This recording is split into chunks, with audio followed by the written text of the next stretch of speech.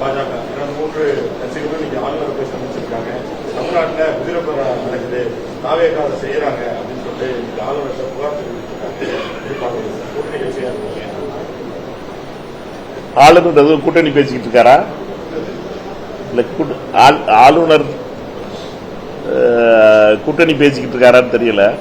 வரிசையாக கூட்டணி கட்சிகளை பார்க்கறதுக்கு தான் மற்ற கட்சிகள் வந்து பார்ப்பாங்க. இந்த கேள்வி அவர்கிட்ட கேட்கணும். ஆளுநர் கூட்டணி பேசுற வேலையில் ஆரம்பிச்சிட்டாரா அப்படிங்கிறத. குதிரை பேரம் என்பதற்கு என்ன மீனிங்கிறத கூகுள் சர்ச் பண்ணி பார்க்கட்டும். குதிரை பேரம் என்னன்னு கேட்டீங்கன்னா 234 பேர்ல யாராவது ஒரு நபருக்கு பணம் கொடுப்பதற்கான சாட்சி இருந்தா அது பேர் தான் குதிரை பேரம். 233 சட்டமன்ற உறுப்பினர்கள் ஒருத்தராவது வந்து முன்வந்து காவல்துறையில் கம்ப்ளைண்ட் கொடுக்கணும். அப்படி யாராவது கொடுத்துருக்காங்களா அப்படிங்கிற பார்க்கணும். அதனால என்னை பொறுத்த மட்டும் இது வினோதமாக இருக்கிறது. இந்த செய்தி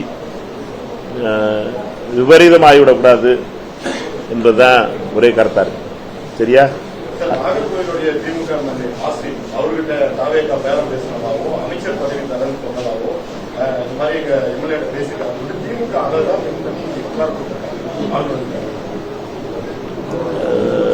அவருக்கான ஆதாரங்களை அவர் கொடுக்கணும்.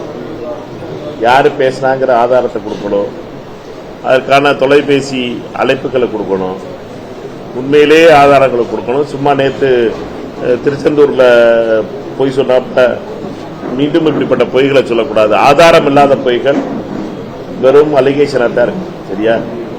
உயர்கல்வித்துறை அமைச்சர் விஸ்வநாதன் அவர்கள் கலந்துட்டு அந்த மாரத்தான் போட்டியில என்ன நடந்துச்சு அவர் விளக்கம் கொடுத்தாலுமே தொடர்ந்து பாஜக வந்து இப்ப ஆளுநர் போயிட்டு புகார் தெரிவித்திருக்காங்க. அது நடவடிக்கை காரணம் என்னன்னு பாருங்க.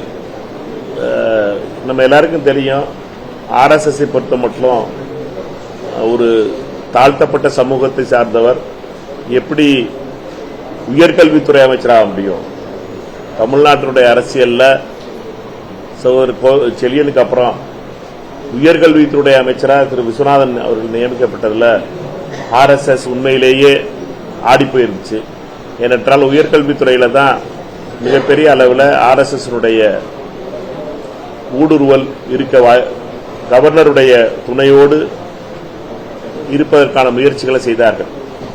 அதனால கேசவமூர்த்தி அவர்களுடைய அவர் கொடுத்த லெட்டரை கொண்டு போய் கொடுக்கிற வேலையை அண்ணன் நயினார் நாகேந்திரன் செஞ்சிருக்காரு. படிச்சு பார்த்தாரான்னு தெரியல.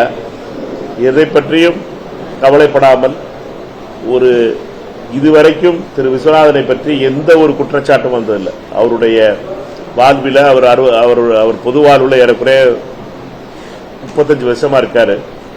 இதனால் எந்த ஒரு குற்றச்சாட்டையும் சந்திக்காதவரை பற்றி இப்படி அபாண்ட பழி போடுவதும், மஞ்சளை பார்த்தோன்னே மஞ்சகாமால வந்தவங்களுக்கு எல்லாமே மஞ்சளா தெரிகிறது மாதிரி பாஜகவினுடைய இந்த பார்வை இருக்கிறது. இதை வன்மையாக கண்டிக்கிறேன்.